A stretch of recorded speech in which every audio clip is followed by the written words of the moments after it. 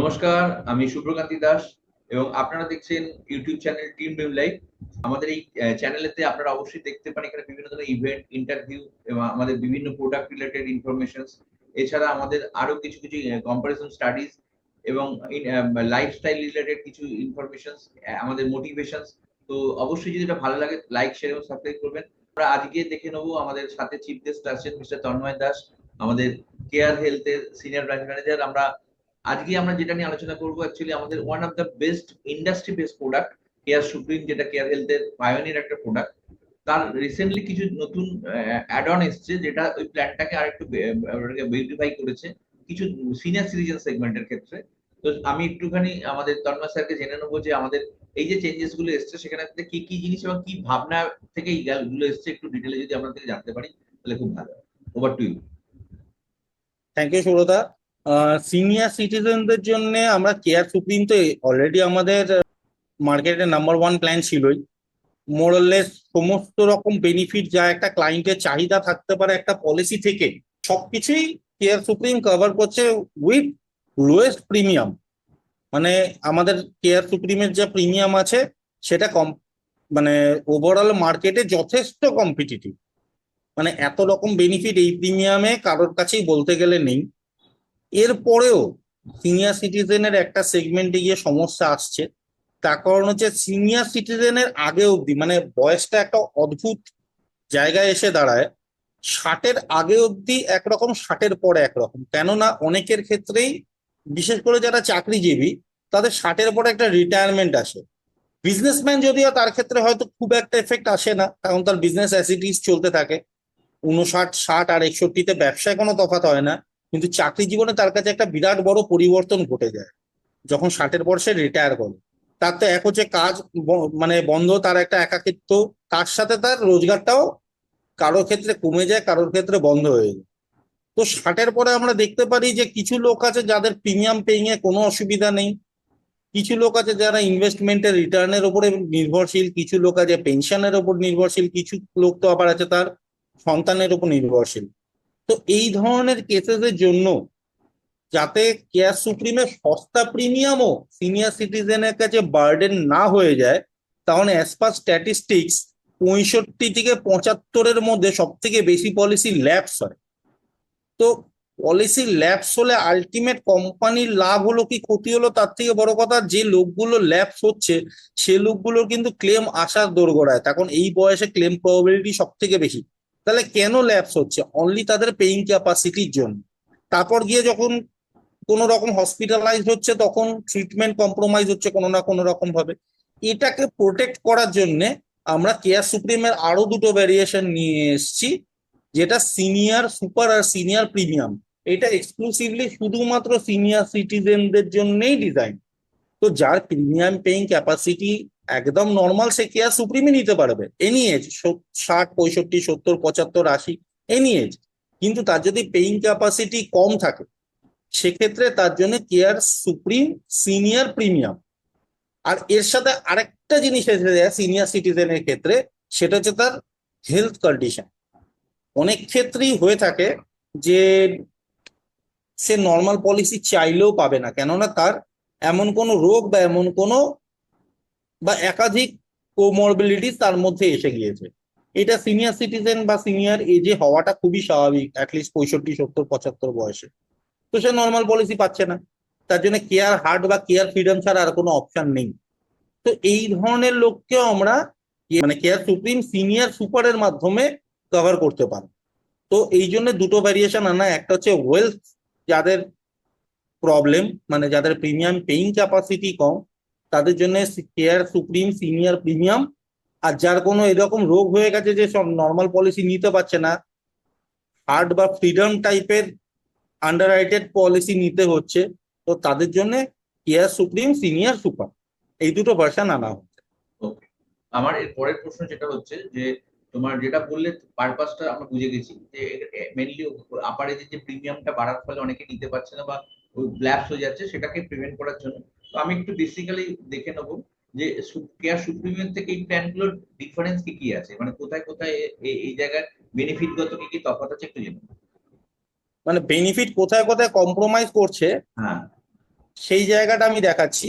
হুম প্রথমত হচ্ছে এখানে সাম ইনসিওর, হুম কেয়া সুপ্রিমে আমরা 5 লাখ থেকে 1 কোটি টাকা অব্দি সাম ইনসিওর অ্যাভেলেবেল রেখেছি, হুম, কিন্তু এখানে সাম ইনসিওর ম্যাক্সিমাম রাখা হচ্ছে 25 লাখ। তো এখানে এর বেশি সাম ইনসিওর অ্যাভেলেবেল নেই। এর সাথে আমরা একটা নতুন জিনিস ঢুকিয়েছি, সেটা হচ্ছে কো পেমেন্ট, যেটা আমাদের কেয়ার সুপ্রিমে কখনোই ছিল না। কিন্তু কেয়ার সুপ্রিমের এই দুটো ভার্সন, সিনিয়র সুপার আর সিনিয়র প্রিমিয়াম, দুটোতেই ফ্ল্যাট 20% কো পেমেন্ট রয়েছে। এটা একটা বড় চেঞ্জেস। আর তাছাড়া বাদ বাকি যা কাভারেজ গুলো আছে, মোরাললেস কেয়ার সুপ্রিমে যা সমস্ত বেনিফিট পাচ্ছে, বোনাসে 100% পাচ্ছে 50 × 2। সে যদি অ্যাডিশনাল রাইডার নিতে চায় তো 600% অব্দি বোনাসে অ্যাভেল করতে পারছে। সমস্ত ফেসিলিটিস অ্যাজ ইট ইজ রাখা আছে, মানে ক্রেয়ার সুপ্রিমের যে মেন গুণ বা বৈশিষ্ট্যগুলো বা যে ফ্লেভারটা, সেটাকে অ্যাজ ইট ইজ রেখে প্রিমিয়ামটাকে জাস্ট কম করার জন্য এই প্ল্যানটাকে আনা হয়েছে। সেরকমই কেয়ার সুপ্রিমে যেরকম দেওয়া ছিল এনি কাইন্ড অফ রুমের চয়েস দেওয়া হয়েছিল, সে suite deluxe any kind of room নিতে পারে। কিন্তু যেখানে সে প্রিমিয়াম কম্প্রোমাইজ করছে, সেখানে তাদেরকে সেখানেও ক্যাপিং আনা হয়নি, অনলি বলা হয়েছে যে সিঙ্গেল প্রাইভেট রুম নিতে। তো ঠিক আছে, যে লাক্সারি করার জন্য যাচ্ছে না, সে প্রিমিয়াম কম চাইছে, তার জন্য single private room is quite good. তো এর বাইরে কোনো কম্প্রোমাইজ নেই, বাকি টোটাল কেয়া সুপ্রিমের যা ফ্লেভার ছিল এর মধ্যে তাই আছে। Okay. Thank you very much Tanmoy. মোটামুটি আমরা ইনফরমেশন গুলো পেয়ে গেছি, যেগুলো যেখানে যেখানে জায়গাগুলোতে রয়েছে। ওভারঅল অ্যাজ পার প্রাইসিংটাকে মাথায় রেখে যে যে জায়গাগুলোতে ছোট ছোট করে করা যায়, মানে যাতে প্রাইসিংটা একটা নর্মালে আসে এবং সবাই নিতে পারে। আচ্ছা, যাদের ক্ষেত্রে যেটা বলছিলে কেয়ার হার্ট বা কেয়ার ফ্রিডমে, যাদের এই ধরনের হেলথ ইস্যু আছে, তাদের জন্য সেখানে ক্ষেত্রে কি মানে আন্ডাররাইটিং এতে কি কি জিনিস অ্যাড করা হয়েছে যে তাদের এই প্ল্যানের আন্ডারে নেওয়া যাবে, মানে সে কেয়ার ফ্রিডম বা কেয়ার হার্ট না নিয়ে এই প্ল্যানটা নিতে পারবে? ইয়ে থাকি, সেটাতে অলরেডি হার্টের প্রবলেম হয়ে গেলে কেয়ার হার্ট। এছাড়া কেয়ার ফ্রিডম আমরা কাদেরকে দিয়ে থাকি, হার্ট বাদে তার হয়তো কোনো কিডনি প্রবলেম বা লিভারের প্রবলেম রয়েছে, অথবা তার স্ট্রোক হয়ে গেছে, ক্যান্সার হয়েছিল, রিকভার হয়ে গেছে, এখন ঠিক আছে, এই ধরনের যে কোনো কেসেসে আমরা কেয়ার ফ্রিডম দিয়ে থাকতাম।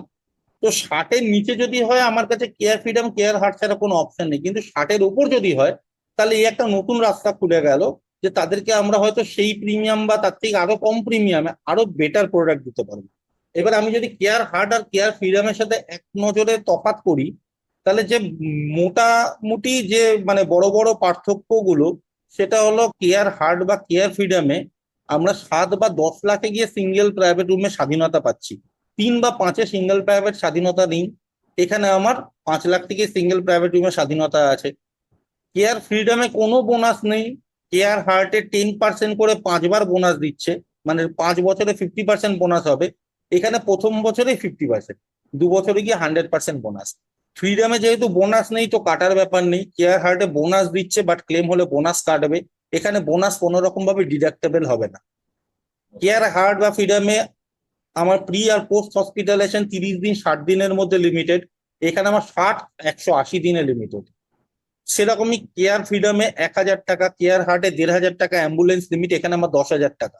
15 lakh sum insured, up to sum insured, অ্যাম্বুলেন্সের কোনো আপার লিমিট রাখাই হয়নি। Co payment care freedom care হার্টেও 20%, আমার এখানেও সুপ্রিমে সিনিয়র সুপার বা সিনিয়র প্রিমিয়ামও 20%।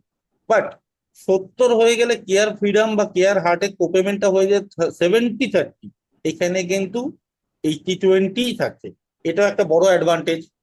সেরকম আবার যদি চেঞ্জেস বলি, কেয়ার হার্ট বা কেয়ার ফ্রিডমে আমার annual health check up inbuilt আছে, এখানে অ্যানুয়াল হেলথ চেক আপ আমার কিন্তু নেই।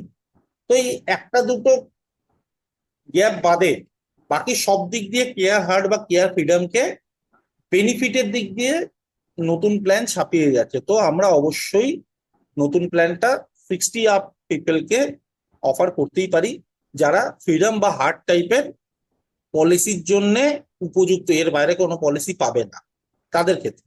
ওকে ওকে, থ্যাংক ইউ ভেরি মাচ। খুব সুন্দর কিছু ইনফরমেশন পেলাম। যেটা আরেকটা জিনিস, আমরা যারা অডিয়েন্স দেখছেন, আমি একটা খুব সুন্দর তথ্য বলে দিই, এবং এটা একটা নতুন আপডেট এসেছে আমাদের ভিডিওতে।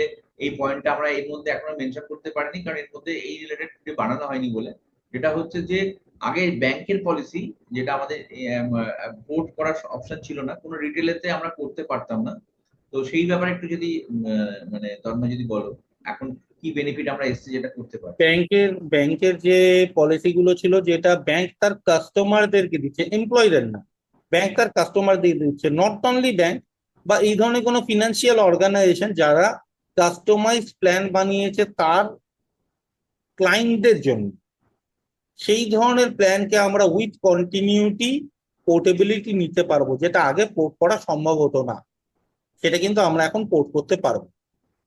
আর তার ক্ষেত্রে দুটো লজিক, এক হচ্ছে 4 বছরের বেশি পুরনো পলিসি আমরা কন্টিনিউটি না, আমরা 4 বছর অব্দি কন্টিনিউটি দেবো। আর দ্বিতীয় হচ্ছে পলিসি যেন একদিনের জন্য ল্যাপস না হয়, পলিসি উইদিন কভারেজে থাকতে হবে, মানে অ্যাক্টিভ থাকতে হবে, সেই পলিসি আমরা উইথ কন্টিনিউটি পোর্ট নিতে পারি।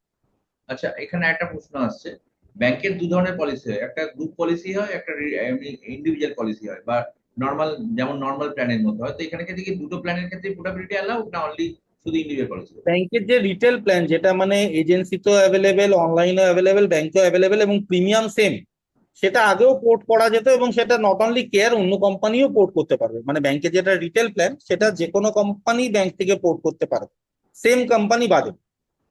কিন্তু যখন ওটা ব্যাংকের গ্রুপ পলিসি হয়ে যাচ্ছে কাস্টমারদের জন্য কাস্টমাইজ প্ল্যান, সেক্ষেত্রে এখন একমাত্র কেয়ারই ওটাকে উইথ কন্টিনিউটি পোর্ট নিতে পারবে। ওকে, ওকে, থ্যাংক ইউ, খুব সুন্দর কিছু ইনফরমেশন পেলাম। এবং সবথেকে বড় যেটা হচ্ছে যে যে আপার সেগমেন্ট আছে, আরেকটা প্রশ্ন এই প্রসঙ্গে আমার, হ্যাঁ, অবশ্যই। যেটা হচ্ছে যে যারা অলরেডি, মানে তখন তো এই প্ল্যানটা ছিল না, কারণ এটা তো রিসেন্টলি আমাদের এসেছে, যারা আগে রিসেন্টলি কেয়ার ফ্রিডম বা হার্ট নিয়েছে, তারা কি এই প্ল্যানটাতে মাইগ্রেট করতে পারবে ফিউচারে? এখনো পর্যন্ত মাইগ্রেশন আসেনি, যেহেতু এই নতুন ভ্যারিয়েশন এসছে, 1 বছর হয়নি, যতক্ষণ না প্ল্যানের বয়স 1 বছর হচ্ছে মাইগ্রেশন অ্যালাউ হবে না। তো তাদেরকে আরো 1 বছর অপেক্ষা করতে হবে। মানে পরবর্তীকালে এই অপশনটাও আসতে পারে, কারণ পরবর্তীকালে অবশ্যই আসবে, কারণ কোম্পানি ইভেন যখন আমরা প্ল্যান এনেছে মাইগ্রেশন অবশ্যই আসবে। কারণ ইভেন আমরাও দেখেছি যখন কেয়ার সুপ্রিম প্রথম লঞ্চ করেছিল, তাতে তখন দেন। টেবিল অফ বেনিফিটস যা যা ছিল, পরবর্তীকালে আস্তে আস্তে অনেক কিছু বেনিফিট ওপেন আপ হয়েছে, যখন স্টার্টিং এর সময় থেকে পরবর্তীকালে তার যেগুলো অনেক যেগুলো অনেক তফাৎ, অনেক তফাৎ। আইআরডিএ থেকে মানে যেগুলো তখন একটা অ্যাপ্রুভাল নেওয়া ছিল। ভূমিষ্ঠ শিশু থেকে আজকে সে পরিণত একটা মানে একটা অ্যাডাল্টে এসে পৌঁছেছে। একদম, একদম। তো thank you very much Tanmay, আমরা খুব সুন্দর জিনিস থ্যাংক ইউ। ইনফরমেশনটা পেয়ে গেলাম। এবং আমাদের অডিয়েন্সের জন্য আমাদের আবার বলে রাখি যে আপনারা অবশ্যই, যারা যদি ভালো লেগে থাকে, অবশ্যই এটাকে শেয়ার করবেন, লাইক করবেন এবং সাবস্ক্রাইব করবেন, এবং কমেন্টস বক্সে অবশ্যই আপনাদের কোনো প্রশ্ন থাকলে কমেন্টস বক্সে থাকবেন। আমরা এই ধরনের আরো ইনফরমেটিভ ভিডিও ভবিষ্যতে আবার নিয়ে আসবো। ততক্ষণের জন্য নমস্কার, থ্যাংক ইউ, গুড নাইট।